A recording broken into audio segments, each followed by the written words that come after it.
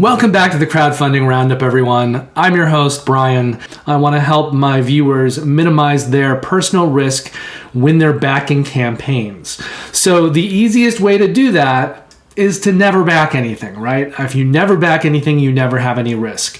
Beyond that, there are no guarantees. There are things that we do to help minimize that, but there are no guarantees. Now, in my videos, I always link the campaigns in the description of the video. So if any of the campaigns that I'm talking about are of particular interest to you, you can go down into the description of that video, click on the link, and it will take you right to that campaign. My videos are also tabbed, meaning if you scroll over the play bar, you'll see little sections, each one devoted to a different campaign, and then the outro. So if there is specific information that you're looking for, you can just click on that section and go right to it. Of course, I'd love it if you watched the entire video. I'd also love it if you liked and subscribed. I do have more content coming in the coming months. I'm going to relaunch teach and review videos. I'm also going to be live streaming videos. So if you subscribe, that's the best way to stay looped in. And then when I launch new types of content in future months, you'll be dialed in, you'll get notifications, and you'll know about it as they launch.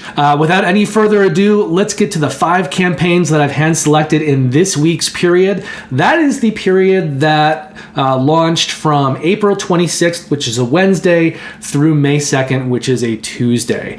I'm getting this video up a little bit later than usual. I'm recording it on a Friday. I like to do this on a Wednesday, but it's been a busy week, so I'm recording this on a Friday. As I talk about the campaigns in this video, I think all of them were Tuesday launches this week. So they all launched on May 2nd, which means they've all been running for about 3 days. So that will become a little bit more relevant when we're talking about funding goals and whether campaigns have met it or not. I like to concentrate on campaigns that have already met their funding goal or are very close to it.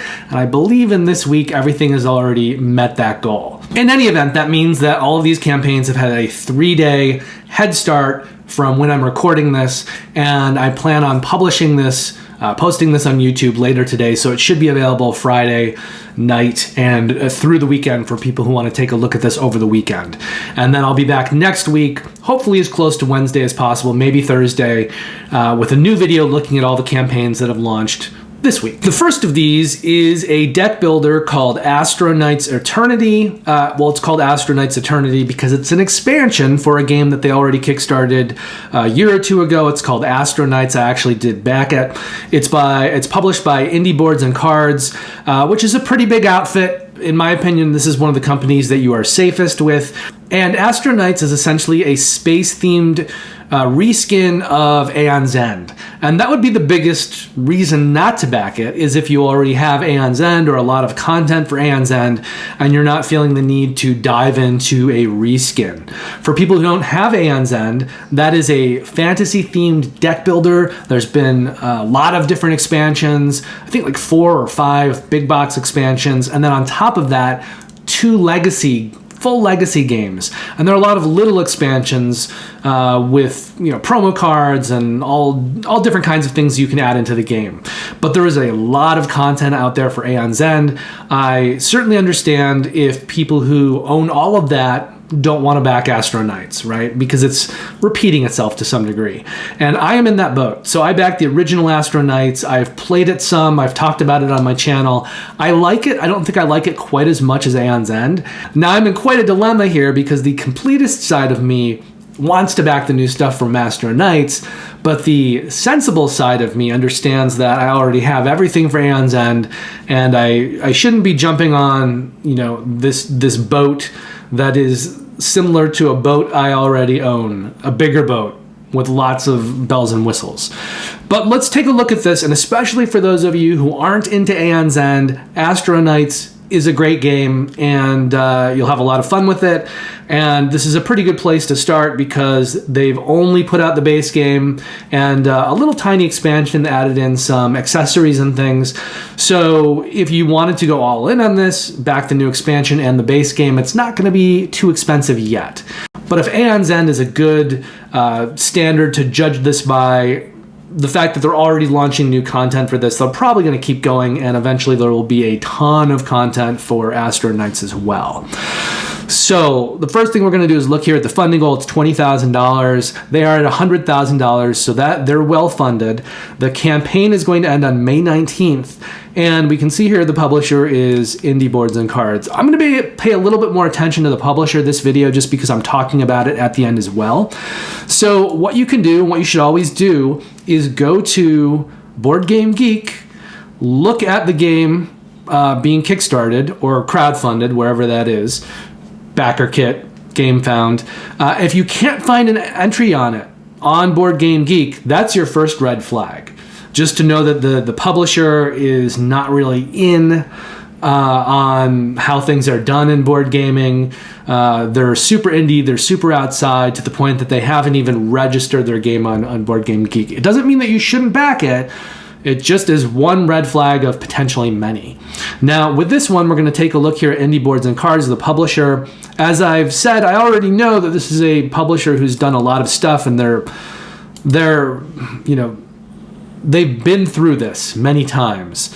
I don't want to say like they're super solvent because I don't particularly know their financials, but they've done this for many years, many times, highly experienced. They know what they're doing. They've successfully delivered possibly dozens of campaigns. We can look at that in a second as well. Now, if we look at this by year release, let's just do it that way.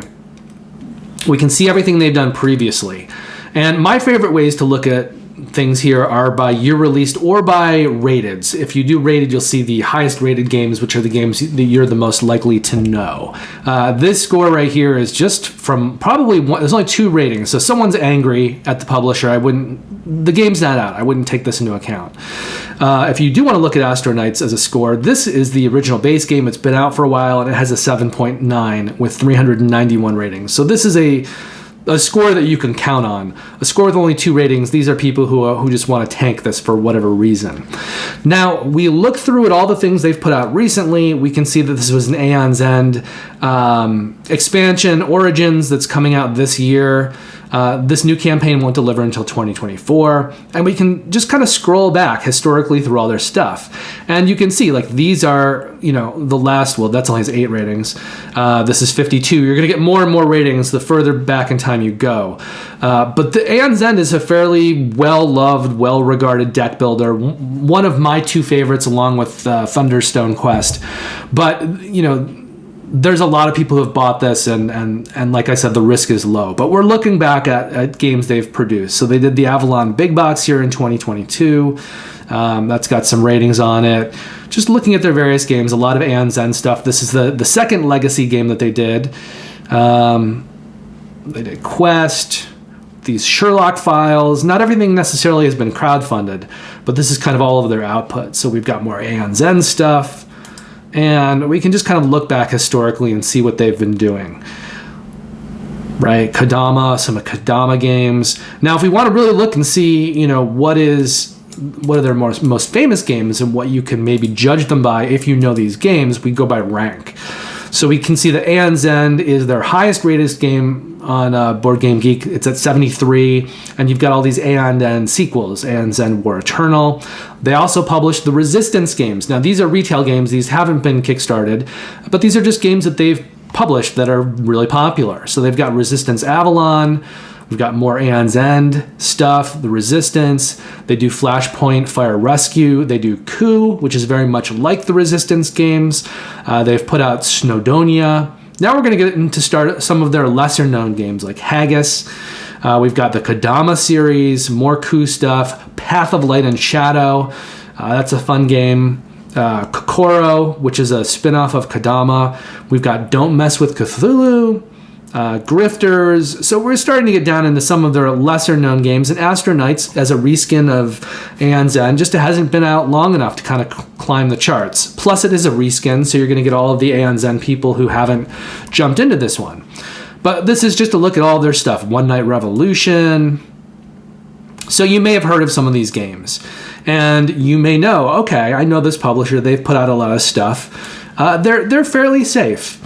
And we can see from this campaign that this campaign is funded, so it's going to happen. So I think indie boards and cards, as much as any publisher, you are as safe with them as you possibly could be.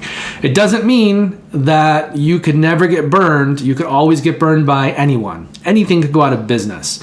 And if you want to be as safe as possible, just don't crowdfund anything. There are reasons to crowdfund things. There are reasons to wait for retail. I think the reasons to crowdfund things are you're going to get stuff that you won't get in the retail version. You're going to help make the game happen. So a lot of times the game will not exist if the crowdfunding campaign isn't successful. So maybe you want to help support your favorite publisher and just get the game out there into the wild. But maybe you're just being greedy and you want the game and you know that if you don't back this, if this game doesn't fund, it's never going to happen. You're never going to get to play it. It's never going to exist. So that's the second reason. The third is simply just to support the company, period. So occasionally there are campaigns that come out. They don't have a lot of extra frills. You're going to get the same game that you would get if it went to retail, but without you, it's just not going to happen, period. And sometimes that may mean that the game ends up getting to retail first. Publishers generally like to put it in the hands of their backers, but sometimes with global shipping, with everything that's happened during the pandemic, it doesn't end up working out that way. And games get shipped to, distributors and things like that. Cool Stuff Inc. and Card House and Miniature Market and Game Nerds and your local game shop, especially if they backed it. Some of those shipments may go out before individual backers get their copies. Some people get very angry about that. And if you're one of those people who's going to be angry about that, then don't back it. Just wait until it gets to your local game shop. That might mean that without your money backing it, the game doesn't happen. It might mean it doesn't get made. But if you're looking for the best deal always, wait until it goes to retail. Retailers are going to have deals, and a lot of the online retailers that I mentioned, like Card House and Cool Stuff Inc. and Miniature Market and Game Nerds, they're going to have bonuses where you can order a bunch of games, usually on sales, and if you get under a certain amount, you get free shipping. So your cheapest way to get a game is going to be through those online retailers. But if the game doesn't get made, they're not going to have it. So you just have to decide how important it is it for you to help the game get made and maybe get it after people, or do you only want to have the best price, and do you want to make sure that you get it as soon as it comes out, even if that means waiting and buying it at retail? So these are all kind of questions to consider. So we've got Astro Knight's Eternity, which is the new expansion, Astro Knight's Eternity. Also Mystery of Solaris, Savage Skies, and an exclusive pack. I believe, no, it's not quite everything, but this is most of, the content here. The new content is in this level. There's going to be another level called the All-In that throws in some other things, but those aren't things that you necessarily need for gameplay. So if you want all the stuff, all the new stuff, this is your level. Let's see if we can take a look at it over here on the left side of the page as they kind of talk about content. Usually they do that as well. If we just scroll down to get to it. Okay, so all the gear you need. So this is the $55 pledge that they're advertising over here. It's got this new expansion. It kind of tells you what is involved in this. So if you know the game, you know that you are playing as different spacefaring heroes, and you're going to be fighting to protect different homeworlds, planets, from these kind of intergalactic threats. So 6 night mats means 6 more player characters. 4 boss mats means 4 more bosses that you can fight, and all of these cards will just be more cards that'll go into the card market that you can use. All right, we've got punchboard sheets, some more life dials, wooden discs, narrative booklet. All this stuff is part of this new version of the game. Okay, then we've got Mystery of Solaris, which is the second thing down here. This is just an extra. It's included in all pledge levels. It's going to include 2 more characters here, another boss, more cards and things like that. So this, it says here, Kickstarter backers will get a free copy of the Mystery of Solaris expansion. Expand your game with everything you see here.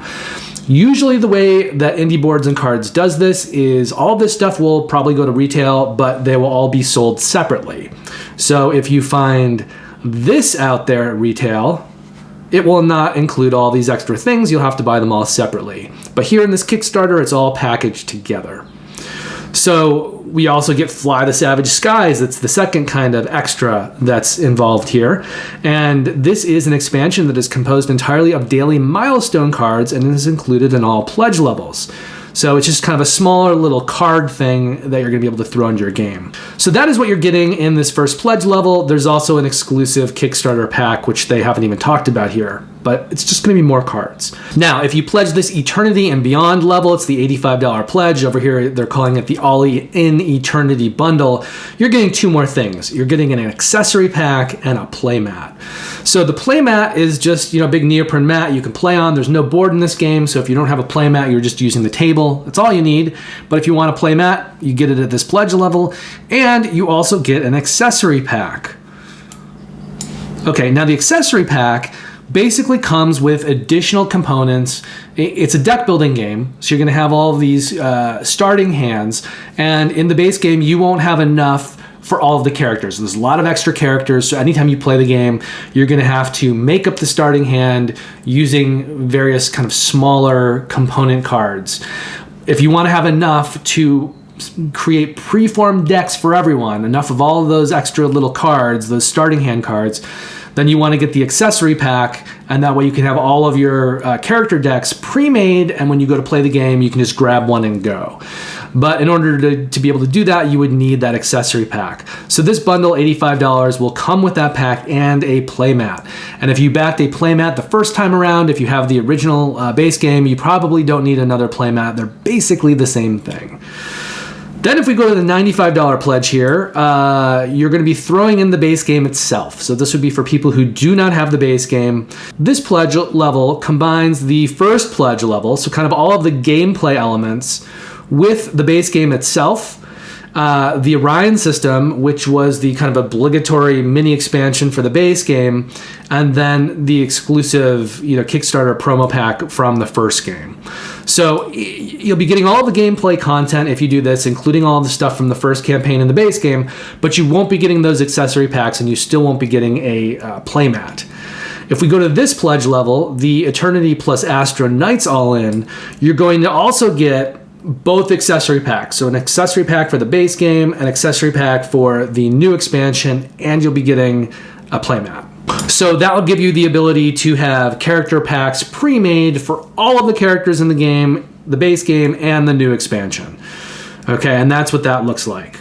And then they've got add-ons. You can add on things separately. So if you don't want to do exactly what a typical pledge is, you want some of the things in one of these pledges, but not everything, you can kind of cobble it together using your add-ons. So $20 for a playmat, $10 for one of the new accessory packs, $15 for an accessory pack from the original game, and this also comes with these dice that you can use for health counters so that you don't have to use a lot of tokens. With the tokens, you're going to be having to constantly, take them off bosses or mini bosses, put them back on, kind of move them back and forth. I say mini bosses because the boss itself has a health dial, but all of the mini bosses that come out, the counters will help you manage their health without having to go back and forth with all the tokens. That you can just adjust the dice counters on the mini bosses themselves. Then you've got the exclusives pack here for $10 as an add-on, and you've got the original expansion, the Orion system, which had more stuff from the first campaign. So these are all available as add-ons if you don't want to do a specific pledge, but you just want to hunt and peck and add on certain things. Now let's take a look at shipping for this. Shipping and taxes. So we see the 4 levels here, which means if you're just getting the gameplay only stuff in the continental US, for the new expansion, Astro Knights, you're looking at $55 plus $18 in shipping for a total of $73. If you're going all in for the new stuff, so you're also getting the accessory pack and the playmat, with shipping, you're looking at a total here of $106. If you're going backwards and you're getting all of the new stuff for the expansion and all of the stuff from the base game, gameplay only, you're looking at a $95 pledge plus $25 in shipping, so $120 total. And then if you're doing this all in, that includes everything, so you don't have anything Astro Knights, but you want it all, including the accessory pack for the base game and the accessory pack for the new expansion and a playmat, With shipping, you're looking at $168 in the continental US. And this is going to be delivering, as all of the pledges say, in January of 2024. So nothing's infallible, but this is as close as it gets in terms of a well-known, well-regarded publisher that's published a lot of games and run a lot of campaigns. Now, if we click on the publisher itself here, Travis, you can do this with any publisher. You're going to get the publisher's list. So we've got About, Created, and Comments. We want the Created tab, and this will show you all of the campaigns that they've run. So, and it's in backwards order. So we can see that the last one they did was Anne's End, Past and Future. Before they did that, they did the campaign for the base game of Astro Knights, and we just go backwards. Now, if this is a publisher that is not as well known as Indie Boards and Cards, and you want to take a deeper look into how their campaigns ran, you can always click on these. It'll open a new window here. Where did that just open? Where did it open? Let me try it again. Let's just go right to it. Okay. So this would be the campaign for Anne's End, Past and Future. And if there's ever a publisher that you're all unsure about, I would recommend doing this. Go and look at the updates in their campaign. See how much they updated. You know, did they do it at least once a month? Indie Boards and Cards did, April 7th, March 16th, February 3rd, January 25th. Generally, backers like to see an update every month or so.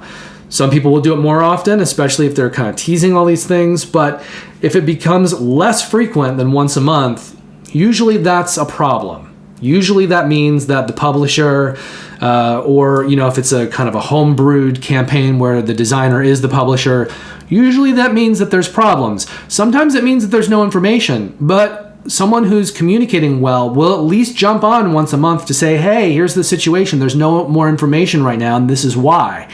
Maybe there's some problems going on in production, but here's what's happening. And you generally want that kind of communication.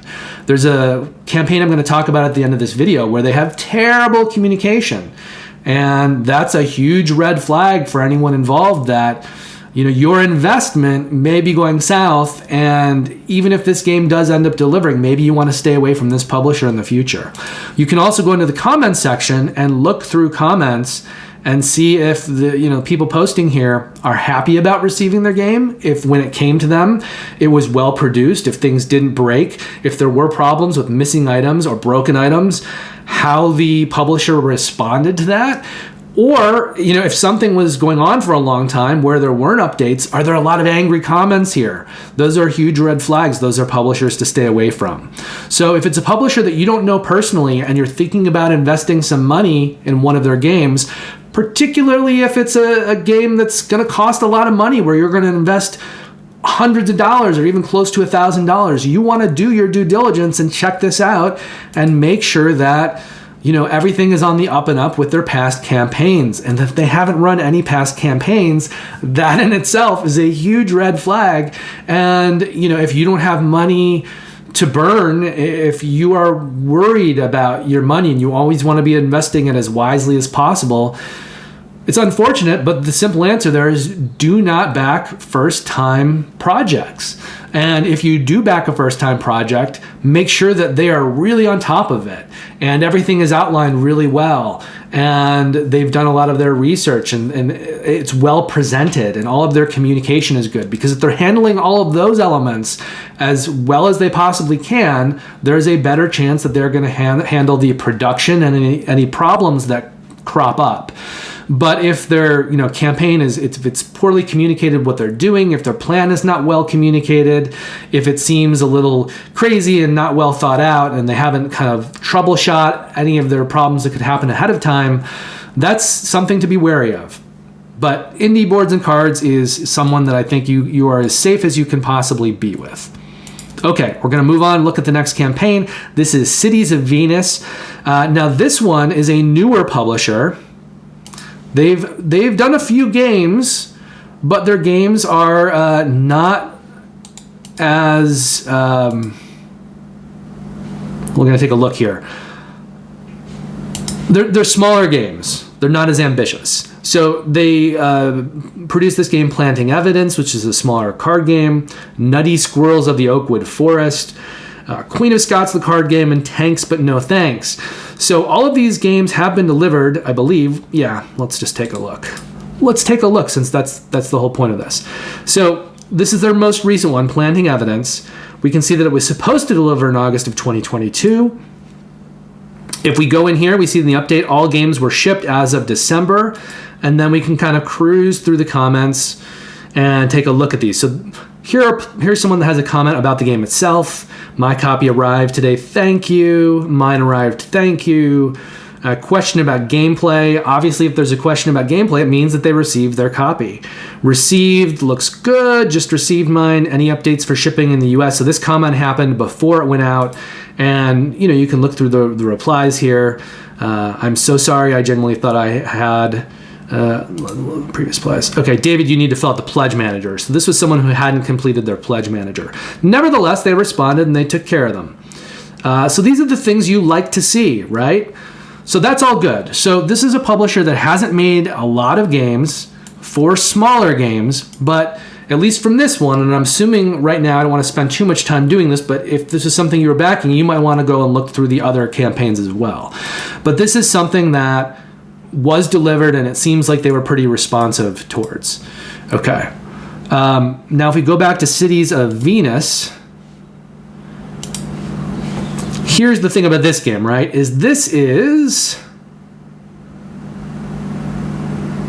I got a little bit more going on, right? It's got some miniatures around the table, these things. It's got these resource trays, which will have to be, produced. There's more going on here production-wise than in their previous games. So this is something to be aware of. This is a red flag, of which, I don't think one red flag means to not back something, but the more red flags you see, the more you have risk involved. So this is just one thing, noticing like, hey, they're producing something that's more ambitious. In this case, it's a really good thing that they've run 4 campaigns previously, because we know they've done it. They have some experience. They've ironed out some of the kinks. They've dealt with, in the past, possible production snafus. What makes me really nervous, if you see a first-time publisher doing a minis heavy game, and they haven't made a game before, and they haven't run a crowdfunding campaign. That's where you get really nervous, and you say to yourself, I'm probably not going to back this. But for this one, they have, there is more production than in some of their games. They haven't gone crazy, and they do have some experience. So, for me, I'd put these guys in like a medium-high category. They've done it before, so I wouldn't put them in a high level risk, but they're not a really well-known publisher, so I wouldn't put them in low, and they're not in a groove where they're doing the same thing they've done a bunch of times, so I wouldn't put them in a medium low category. So for me, they're kind of medium high risk here. And also, one of the designers here, James Staley, hosts a podcast called Board Game Binge. People may be familiar with him from that, so you could check out that and see what you think about the guy. I haven't really watched Board Game Binge. I just know that it exists, but I don't know James Staley. I'm not too familiar with his podcast, so I can't really speak to that. We could go over here, Cities of Venus, even though we've already done some of this work on the Kickstarter page itself. We could go over here and look at Tin Robot Games. Let's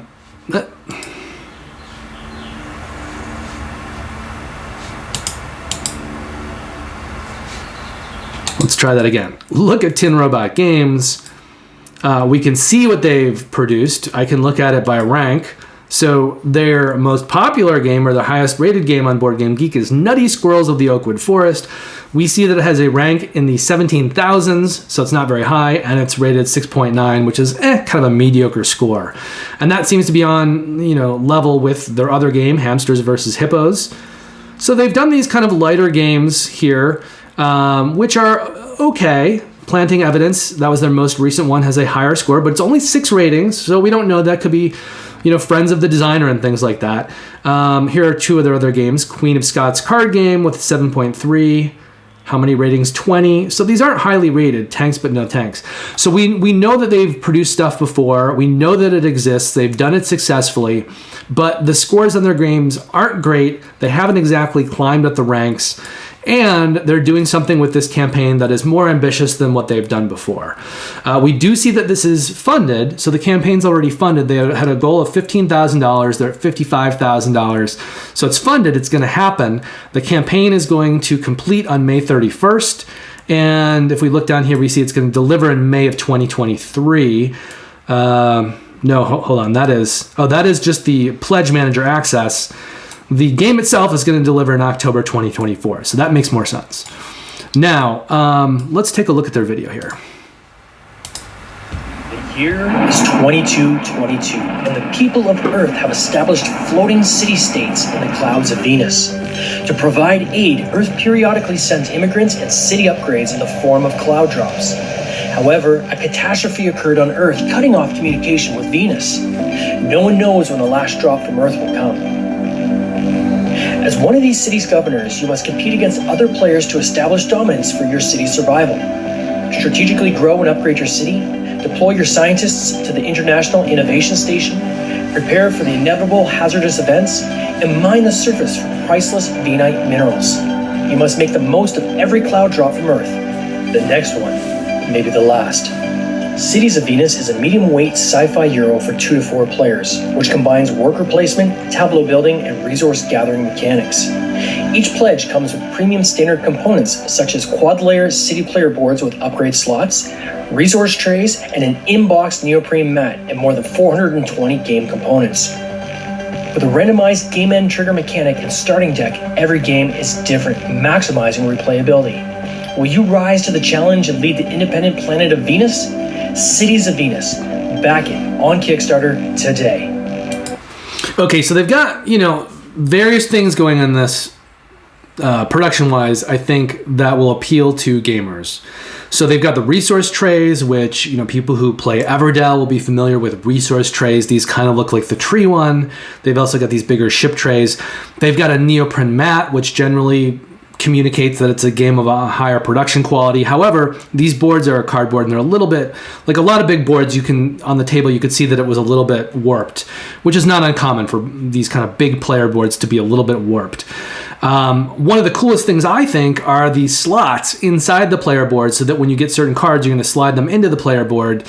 And there's kind of an overview, like a see-through view with certain parts of the player board cut through so that you can see certain elements of the card that they'll stick out from behind the board. That's pretty cool to me.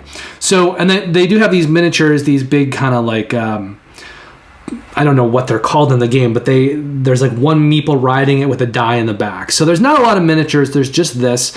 So they do have some elements in here that are, kind of on a higher production scale, but they're not going overboard. They've got one neoprene mat. There are certainly some retail games like Cosmic Frog or I think Radlands, where it has a neoprene mat built into even the retail version. And they've got some resource trays, but it's not, there's like 5 of them. And they're miniatures. There's only 6 of these miniatures. So it's not huge. It's not like Chip Theory where they've got 1 million double-stitched neoprene mats and they don't have 1 million miniatures, but they do have some things in here, I think, to appeal to gamers that want something on a little bit higher of a production level. Yet it doesn't seem to me that it's unachievable. And I think based on the campaigns that they've done previously, they're trying to scale up in a sizable step, a step that they can actually handle, which is admirable. So, there is some risk involved in this campaign, but it's not terrible, and they've run a few campaigns in the past. I don't think it's something that I know it's not something that I'm going to back, but I'm intrigued. I'd like to play this at some point, maybe. And if they go through gameplay here and there are gifts here. So the drop, the market's kind of going out. You're going to be resolving events in your turn, eroding your shields, population growth. But it's worker placement. There's this kind of tableau building within your player board. You've got actions you're going to be taking. It feels like a pretty good mid-weight Euro that's trading in on a lot of things that we've seen before. And overall, to me, it's pretty interesting. I'm sort of intrigued by it. But I think as a publisher, just for me, I probably would hold off on backing something from Tin Robot Games until maybe the next campaign. I'd like to see how this one goes. And the game itself doesn't feel like it's something that I need to back. But there are elements there that I like, and there are comparisons to other games that I do like. So from what I know of James Staley and his Board Game Binge podcast, he seems like a nice guy, and he seems like someone I would like to succeed in this industry and continue to make games. So I'm definitely pulling for him, and I want him to achieve the promise that he is setting out with this company that he's begun. Okay, let's look at shipping. So there's 2 different pledge levels in here. There is a kind of an all-in that includes up to a 6-player version, and then there is this, right? Yeah, that's just the $1 pledge manager, and then there's the base game. So if you're wanting to normally play, 4-player games, this is 2 to 4-player games. This is your pledge. It comes with all of the extras. So all of the extras are already baked into this game. I don't think there are any add-ons that you can buy. Right? They're giving you whatever level experience this is, if you consider this a deluxe experience. There's definitely some deluxe elements to this game. But anything that is deluxe is baked into the initial pledge price here. So it isn't one of those campaigns where you're going to get like a pared back version of the game and then add on components with higher pledge levels. You're just either getting this or you're not. And everything that's kind of deluxe is in there already. So your pledge level is $82. In the continental US, you're over here, zone 1, $20 in shipping. So you're looking at $102. If you want the 6-player version of this, then you want to pledge this level. And again, it's going to be a $20 shipping. It's consistent here. So this would be $124. So you're looking at either $102 or $124, depending on whether you want the 4 or 6-player version of the game. And again, this will deliver in October 2024. So just to recap here, Astro Knights is something I may back, although I probably shouldn't, because I have everything that's Aeon's End, but I'm not worried at all about this publisher. Cities of Venus is not something I'm going to personally back right now, but I like what I'm seeing from James Staley and Tin Robot Games and his Board Game Binge podcast, and so I'm hoping he does well, and maybe I'll back something by him in the future. Moving ahead, we go to Clank Legacy 2 Acquisitions Incorporated. This is another just a super solid publisher. It's being put out by Dire Wolf. They've done Dune Imperium, the entire Clank series, as well as some other stuff. We'll go look at them in a second here. But they're a very well-known publisher that's done a lot of stuff, and they're a publisher I'm not too worried about. So let's take a quick look at Dire Wolf.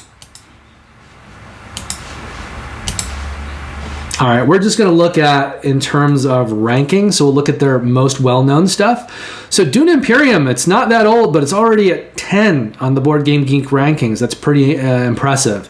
Clank Legacy at 24. This is the first game. This one is essentially a sequel to Clank Legacy. And then we've got the original Clank, which is a deck-building adventure. This is sort of a hybrid game where you have a full board. You're going to be doing deck building, but you're also moving a character around the board, trying to go deep in the dungeon, get some loot, and then get out before the dungeon collapses. It's a little bit of a race between you and other players. They did another version called Clank in Space that has a modular board. Serious gamers seem to like this one a little bit better. It's a little bit less of a race, and the board is kind of partitioned off, so no one can get quite as left behind.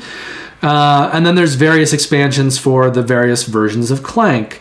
They also have done some other stuff, which we can kind of see on here as far as we go down, but Clank is so popular that a lot of the higher rated stuff is all Clank and Clank expansions and things like that. So if we get over here, we're just going to see, what else are you doing, Dire Wolf? A lot of Clank things. A lot of Clank stuff. But, with something like Clank and Dune Imperium, those two properties alone have been so well cared for and are so popular and well done that there's very little worry, I think, for Dire Wolf. Now, they have a funding goal of $100,000. They're currently at $418,000. This is very well funded. This I probably will back myself. I haven't done it yet, but I probably will. The original Clank is often considered the best legacy game ever made. Like, you'll hear that from a lot of people. Certainly top 5, but a lot of people will call it the best legacy game they've ever played. And I have the first, and I plan on playing it with Kristen. We haven't gotten to it yet, but I think investing in a sequel is a pretty safe bet. Now, this campaign is going to complete on May the 26th, and we can go here and look through their various pledge levels. Now, there's no reason for me to show you the video for this one. It doesn't really show much. It's not really worth the time watching it. So let's take a look at what you get here for your various pledge levels. So, you've got your $1 backing pledge. That's pretty consistent. Most people have that, so you can get into it, and then you'll have a chance to possibly back at a pledge level later during the pledge manager. Usually you end up paying a little bit more for that, but that also means if you don't have the money right now, you won't have to be charged when this campaign ends on May the 26th, which is normally what happens. So normally if you put a pledge in, you'll be charged sometimes on the 26th. Sometimes they charge you a little bit later. It depends on the campaign. But you want to make sure that you have the money in the bank in case they charge on the 26th. Okay, so here's our pledge levels. For $99, you can pledge for this legacy sequel, Clank Legacy 2. And that's right here. That's going to get you the new game and the stretch goals and access to the backer kit page, when you go later on to possibly buy more stuff and pay for your shipping. Now, if you pledge this upper management pledge, you're going to get this game, but you're also going to get the previous game. So if you don't have the original Clank Legacy game and you want both, that's your pledge level. And there are only these 2 pledge levels in this campaign. That's it. There are some other expansions that were made for the first Legacy game, and there's a lot of Clank content in general. There's the original game, there's Clank in Space. They both have plenty of expansions. So what they've done here is they've created a link to the web store. So if you wanted those expansions for the original Clank Legacy or any of the other Clank stuff, or Dune Imperium stuff, just go, you can buy it on their web store. And then there's shipping and taxes information here. So let's take a look at this. In the United States, so they actually have this broken out regionally. So as you can see here, depending on where you are, if you're in the middle of the country here, you're going to be looking at a cheaper shipping level. And the further you get out, outside into the kind of coasts and things, the more your shipping will go up. So I'm out here in California, which means I am this green level, which is zone 5. So for me, I'm looking at a shipping of $13, basically. And depending on where you are in the US, you could be looking at as little as $10 if you're right here. Or if you're in, Alaska, Hawaii, or Maine, you're going to be looking at $15. So it's a $10 to $15 range, which means you're going to be paying between $109 and $114 for the associate pledge with the new version of Clank Legacy 2. Or if you went all in and you got both versions of the game, the first Legacy and the new one, depending on where you live in the continental US, you're going to be pledging, including shipping, between $189 and $194. You can also get the first game at retail. If you find it at retail, you can buy it on the web store. So, that might be the place to do it if you can find it still at retail. I don't know. I haven't taken a look. Out of curiosity's sake, let's give you another resource to look at. There is a site called Board Game Atlas. And if you go here and you type in Clank Legacy, this is probably more for United States users, but this is the original game, Acquisitions Incorporated. Are some of the extras for it. But if we just want to see if it's available in the United States, it's going to tell us right here the places where you could buy it.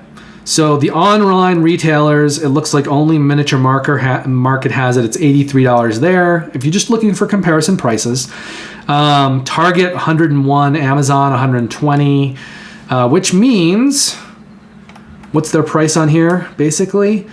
It would be the difference between this. So they're selling it for essentially $80.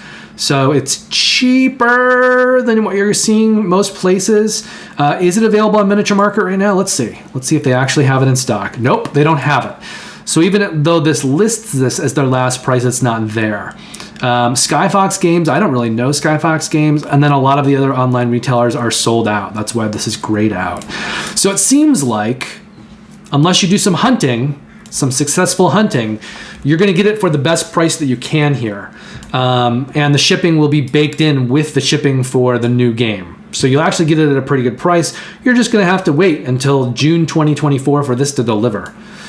So things to be aware of, right? If you want it now, you can try someplace else. Let's see what's actually selling for on Amazon. $110. And this is from a secondary seller, is it? Right, so this is a secondary seller here, ATE Distribution. So, you're always taking a little bit of a risk with secondary sellers. Hopefully it's brand new. I always like to buy brand new things. If it's a legacy game, you definitely want it to be brand new, because if you buy it used, there's a chance that it could be played and there could be components that have been destroyed or marked up or are no longer there. So for a legacy game like this, you want to make sure you're getting a brand new copy. At the very least, from someone who's maybe opened it, punched it out, but hasn't actually played it. But you wouldn't want to take someone at their word that you don't know. So for a legacy game, get it brand new, unless you know the seller and there's a guarantee there that it hasn't been used and abused in a way that it can't be replayed, which is what you do with a legacy game. So this feels like this is a pretty good price. Just know that it won't come until June 2024 along with the sequel. But in general, your risk is low with Direwolf. Okay, let's just close out of these windows and look at the fourth campaign of the period. This is over on Gamefound. The publisher here is Officina Monstrum. It's called The Hunters AD 1492. Now, this is a publisher that hasn't done too much. We can look and see what they've put up on Gamefound, so we can look at them as a publisher. So they've run these other campaigns in the past. Mainly what they've published is this game called The Hunters AD 2114. Obviously, that is very similar to this. This is kind of a reskin of this game using a different year, a different time period. This one goes back 1492, the year that Columbus sailed the ocean blue, whereas the original game was set in the future. So, it's always, I think, good with games like this. So it's always, I think, good with games that have a previous version to take a look at that version, right? So here we can see that this is rated an 8.3. Does it have a lot of ratings? It has 85 ratings, so it's a decent amount. And you can, if you're really curious, you can look through the forums and look through the comments and see what people think of this game. Now, it's got a pretty good rating, but I'll tell you, because I've looked through this, that people do not love the combat system. They like the world. They like a lot of the story, because it's kind of a story-based dungeon crawler-y kind of a game. They like a lot of that world and kind of what's going on, but they're not in love with the combat system. I also know that for the new campaign, the combat system has been tweaked a little bit, but not that much. So here it says re-implemented by, and this is what we're looking at right now on Gamefound. Same designer, Matthias Albright, and it's his publishing company. He's also an artist, and we can see he's got some different artists working on the new game than ones that worked on the original game. But if we look over here, we see that this is an adventure, fantasy, fighting game. It's medieval, miniatures, set in the Renaissance. It's a cooperative game with grid movement, role-playing, scenario, mission, campaign game, and variable player powers. And it is a fully cooperative game that allows you to play solo or with a group of friends, and it's campaign-based. So if we look over here, we see that their funding goal is $55,000. They're currently at $162,000, so they are funded. Let's take a look at their video.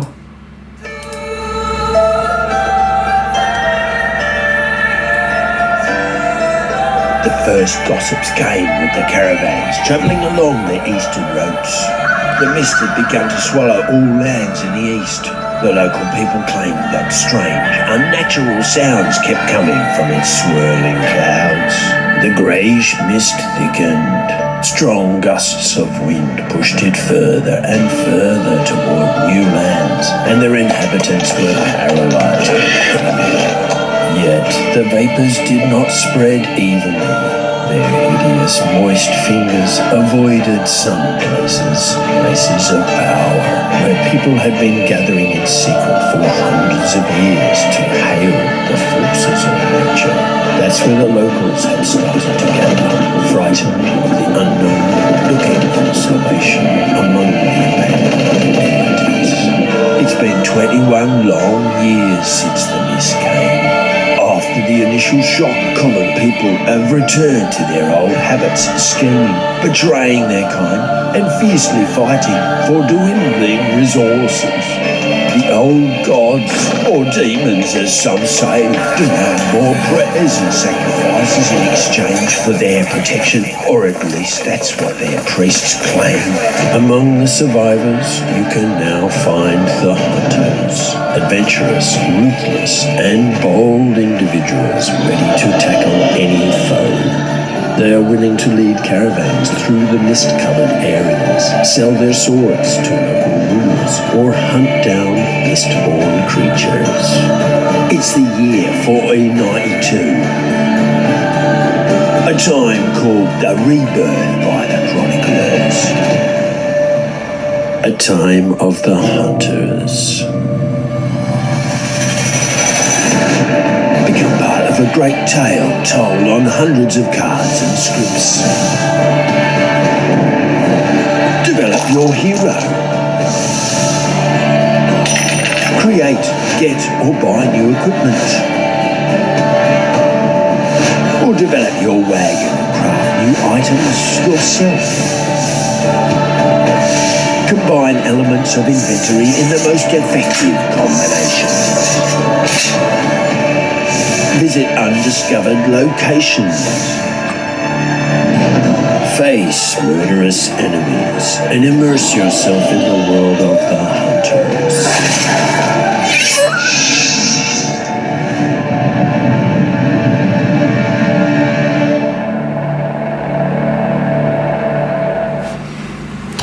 Okay, so that video does a few different things, right? I mean, first of all, it takes a minute and a half to even look at the gameplay components or anything, which is often worrying. I like the video. It looks fairly well produced. The animations work, and they're giving you kind of theme and story for the first minute and a half, but they're spending a lot of time describing that world and setting up that world without actually letting you look at the gameplay. Then they do show some miniatures and some cards and some tokens and components and things, but they take a long time to get there. I think the biggest boon to this campaign, though, is the fact that it is essentially a reskin of a different game, and there is information out there about that game to help you decide if this game is for you or not. Just understand that this is a retheming, so it's going to take that same kind of gameplay and a lot of the same components and the same approach to storytelling and gameplay that the other game did, just in a different setting. Now, if we go down here and we kind of look at what's available in terms of, just kind of to show you more of the cards, the miniatures. This is not, they have miniatures here, right? So this is not a cheap game. Miniatures always make me a little bit nervous, especially when it's a newer publisher.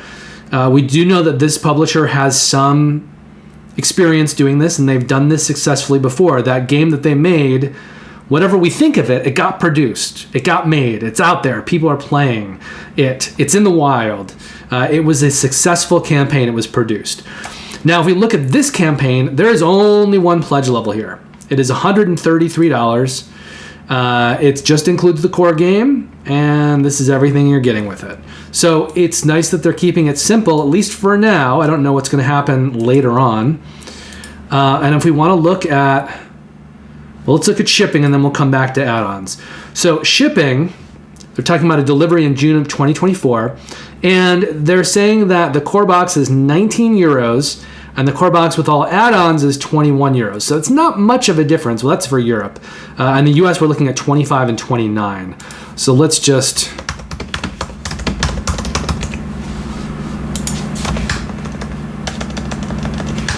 So we're looking at $28 or $32. Now, 28 would be for this, which would bring the overall cost to about $160. And if we add on these add-ons, it's going to go up. Now, it wasn't a huge jump, so it's nice that the shipping won't be too much more. It's like an extra $5. And I think these add-ons are pretty much, I don't think they're going to be adding on more, because I don't think they could afford to put on more add-ons and still give you that cheaper price, which means you're not going to see a lot of expansions. You're not going to see huge expansion content for this. They're just giving you the base game, and then they're offering some kind of smaller quality of life gameplay upgrades, like some nicer dice for $6, metal coins for $25, a box of minis for $52, the map for $6, and the heroes set. Now, I'm assuming how they're doing this, the shipping is only a few dollars more, is that they're essentially baking in the shipping to this box of minis, for instance. So they're probably producing this for a little bit less than what they're actually costing. You know, their listing here is the cost of it, because I don't see how they would be able to cover shipping otherwise. And then if you want Sundrop, it's going to cost more.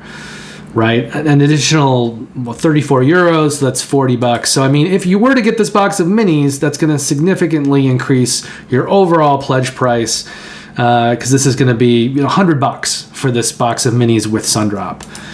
The heroes, yeah, not as much, because you only have a couple miniatures in there. Wait, let me just see. So that's just 2 more heroes. Yeah, that'll be in addition to the miniatures you're already getting in the base game. So you're already getting those 4. And you're already getting some of these enemy miniatures. So there's 36 of these here. So the box of minis is just going to give you more miniatures.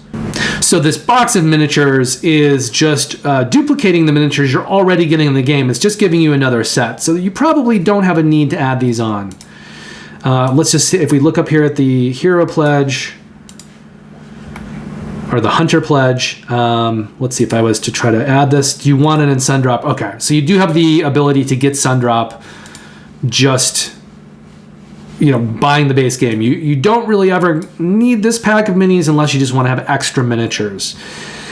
And let's see, is it the same for the heroes? No, these are just extra heroes. So if you did want everything in the game, you would want to add on these heroes. So let's just say you're going all in. Let's just be complete about this. We decided that if you did want Sundrop, let's see this all the way through, shall we? So Sundrop is let's call it $38, which means if you're doing that, you're looking at $170,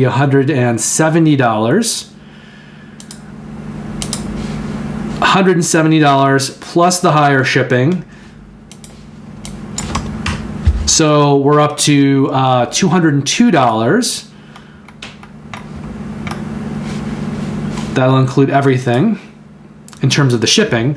And then if we added on this, so yes, let's say I want the Sundrop version of this, it's a few bucks. So 202 plus essentially like $32. We're looking at 234. And then if you wanted the metal coins, you're now looking at 238, 258. And then if you want the extra dice, another $6. So you're looking at maybe 265. Then the map, if you want this map, it's just a poster though, but that would be, $270, $275. So definitely more than it just appears in the pledge itself. But that's if you're getting Sundrop on everything and you're getting all of these add-ons, these extras. But there won't be, big expansion gameplay add-ons coming into this later. So those are your price points for this. And to get back to the risk, I think the risk for this is, they've put out a game before, so it's not super high, but it's also a company that hasn't done a ton of stuff, so it's not low either. It's somewhere in the mid-range. The fact that they're doing a reskin of a game they've already kind of made before in some ways is encouraging, because it means that there's less for them to do design and development-wise, but they still have to do all of those production elements. But the production elements are things that they've done very similarly in the past. So, your risk here is kind of more in the medium range. And then as far as gameplay goes, I think you'd have to do your own research on that and see if it's a game that you are interested in. Just know that it is a dungeon crawler type of game, campaign, solo or co-op. And the weak element that I know from reading around is the combat. So you'd probably want to take a look at the combat and see if it's for you or not.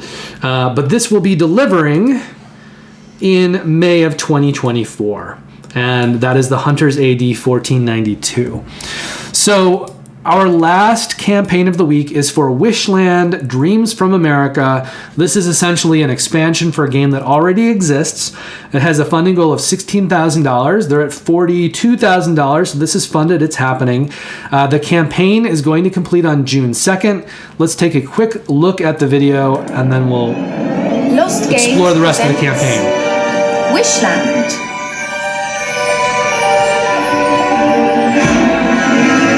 And dynamic board game designed by Carlos Michan that will allow you to create and manage your very own theme park. With a playing time of 60 to 75 minutes, this game for 2 to 4 players will amaze you thanks to its beautiful 135 cards and 111 tokens. You will be able to acquire spectacular attractions, famous actors, fantastic hotels, great themed restaurants, cool mascots, and original ticket offices. Engage your workers and combine several cards to develop your wished land of fun. As the game progresses, your theme park will grow in happiness, in visitors, and you will complete unique achievements that will be rewarded with victory points. Fasten your seatbelts and lower your lap bars. Who will be the most successful manager? Wishland, dare to ride. So I think there are a few games out there that are similar to this that have, theme park construction themes to them.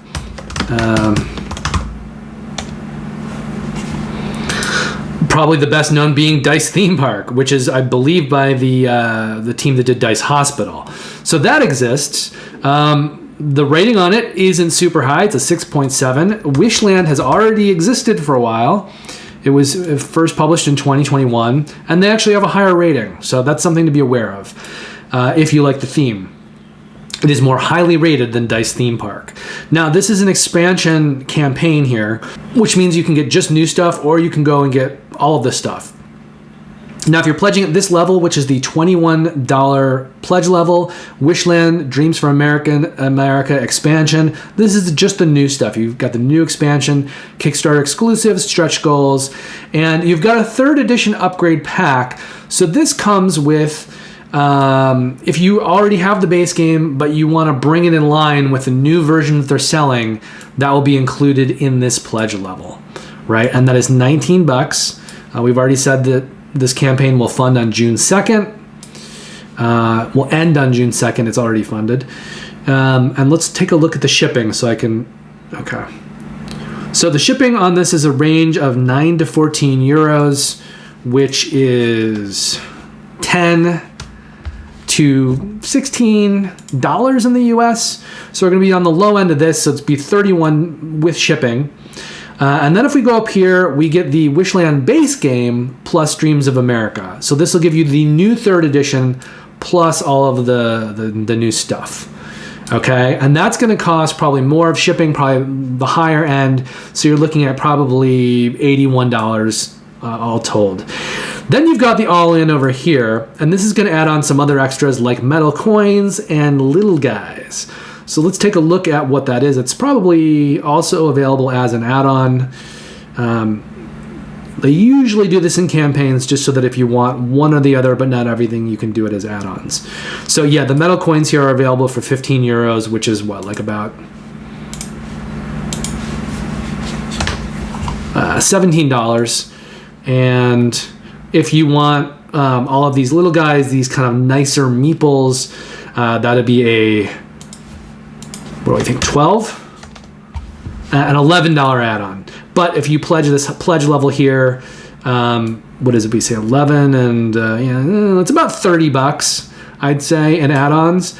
And so if you're going from this pledge level, which would be 66, to this one, which is 88, you're getting $30 worth of stuff for like $22. So you're getting a little savings on that. But this will give you some quality of gameplay upgrades that aren't available in this other version, which is the all-in in terms of gameplay stuff. But those are your 3 pledge levels. That means that this one's going to come to a total of about $104, $105 in the continental US, including shipping. And other than that, this is just a theme park builder simulator. There's going to be some set collection in here, some engine building. You've got a couple tracks that you need to be aware of as well on the main board, like happiness and stuff like that.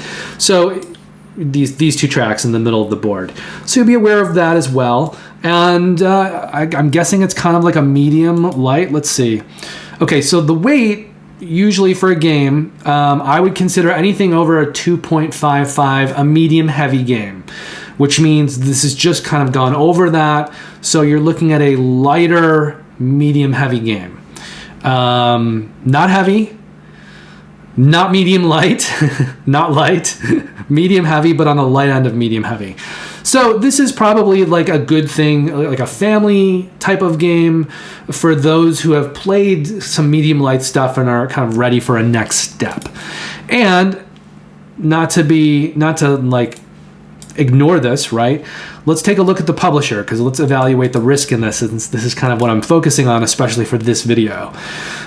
So this is being done by the designer himself, Carlo Michan, and we can see he's done 1 campaign successfully, Medieval Realms. Then he did Wishland, that was successful, and then Royal Hospital was canceled. So he's essentially published 2 games on Kickstarter, which is good. It's good that he's done that before. He's not completely green, it's not a first timer, but he hasn't done a ton of stuff either. I think the thing that we can look to the most here is Wishland, and the fact that that is out in the wild. It's done pretty well. People seem to enjoy it. It's got pretty good scores. We could look here in the forums, or we could look on his other campaigns to see his risk. But I would put him probably in the medium-high level, just because he's only done 2 campaigns successfully. And if we want to take a look at Wishland, we could see, his updates, how often he was updating. Right now, he's got an update because he was probably plugging the new expansion that was being launched. He probably did that a couple times. But if we look back here, 2 updates back, we get to 2021 when this was actually delivering. So here he's talking about shipping, and he's got an update there in June. He did it in May, he did it in April, he did it in March. And this is something I think you'll see over and over, is that the people who are successful long-term are the people who are really good at communicating and stay on top of this. You might deliver a game successfully even if you're not communicating really well, but you may be eroding your backer base by not communicating well, which means that your next project out, you may not have as many backers. So you want someone who is consistently staying on top of everything, is communicating every month. And let's take a look at the comments. Let's see if we can go back. Okay, so these are not recent. These are all from when he was delivering, and it's people liking the game and asking about the new expansion.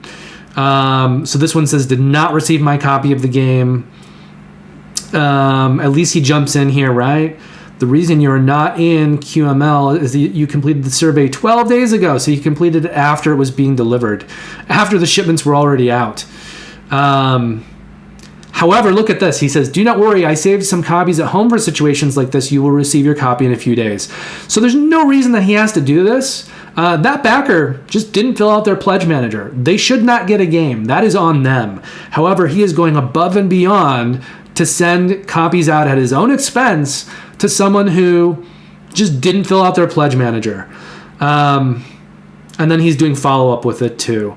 So, I mean, that is someone that you know who's gonna be in this industry for a long time, is taking care of their customers, even when it's the customer's fault.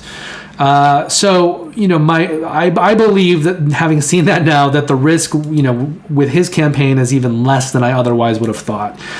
He did a great job staying on top of that. He birthed with Wishland and got it out into the world, and people seem to be enjoying it. So I'd probably put him more in the, you know, medium high to medium low range, just seeing how he handled that. But these are the kinds of things that you want to be looking at as a potential backer, so that you're not getting into campaigns where, you know, publishers or designers, if they're also kind of being the publisher, have a history of non-responsiveness, delivering things late, not taking responsibility for stuff, no follow through. You want to try to avoid those campaigns, because those are where your risk is going to be the highest. Now, in terms of Wishland, if I haven't already said it, it looks like it will be delivering in May of 2024. If you are taking risks and backing games that you're unsure about, back the smaller version of it. Back the core box. Don't go all in. Don't get all the miniatures. Also, be very wary when you're backing miniatures games. Don't back miniatures games by companies that have never done one before. The more components it has, the more production elements, the more miniatures, the more that game is going to cost to produce, the higher the expenses are going to be, but also the more room for there to be problems anywhere along the production chain and the delivery chain. And if you're dealing with people who are green, who haven't really done that before, that means that every little thing that happens may have more problems in it. You know, if it's a company like Simon who's done this 100 times, if there are problems, chances are they've seen those problems before and they've rolled with it. If it's someone who's maybe under budgeted for problems going wrong, then every time that problems happen, they're going to have to dip back into the reserve fund, deal with increased timelines, increased expenses, maybe redoing certain things, going back in a communication with the factory, that if it's in like China and their English isn't great, there could be some language barriers, and that can go back and forth trying to fix things, and that can cost money and that can cost time. And the more time it takes, the more money it takes. And so, you know, budgets can balloon up to the point that someone may no longer have the money to get something made, even once they have already put a lot of money into producing it, even once the game is almost done or done. That's happened before, when games have been completed and then sat in a warehouse because there's no money left to pay increased shipping fees. So those are all things to be aware of. So my message to you is, number one, don't back anything if you don't want to lose money. Number two, back companies that have produced lots of games before, particularly companies that have produced games of the same type on the same production level. Don't back companies that are producing something that has a lot of components and is really expensive to produce, especially if they're doing it for the first time. And then thirdly, make sure that you're targeting lower pledge levels for campaigns like that if they are campaigns that you want to take a risk on. If it's an indie developer, an indie publisher,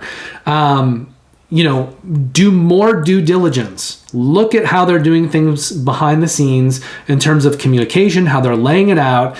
And you have to realize that there's more risk involved with someone who's doing it for the first time. So you have to, as a backer, shoulder more of that burden, saying, I'm taking more risk to help this person who is an indie designer, an indie publisher trying to get this made. There's a higher risk. So you may back less of those campaigns, but you want to be more specific about which campaigns that you back, and understand that you are potentially helping someone's dreams come true, and understand that we live in an imperfect world. Things can go wrong. So be more selective about how you do that, when you do that, and who you help back. It's all about due diligence, and I know that people don't like to do due diligence. It takes some of the fun away to kind of investigate things, but the more you want to be secure about your money, the more you want to do that. And certainly my video series is designed to help people do that and have to do less of it on their own. So I'll just close in saying, please like and subscribe. Thank you very much for watching. Thank you very much for the eyes on the videos. I really hope that I'm bringing something of value to you, doing some of the work behind the scenes so that you have less to do, but maybe along the way, helping improve some of your Kickstarter backing skills a little bit so that you can make informed decisions on your own as well. I'll see you next week. We'll take a look at the next group of games that have come out over this week. Until then, take care, play lots of great games, and I'll see you very soon.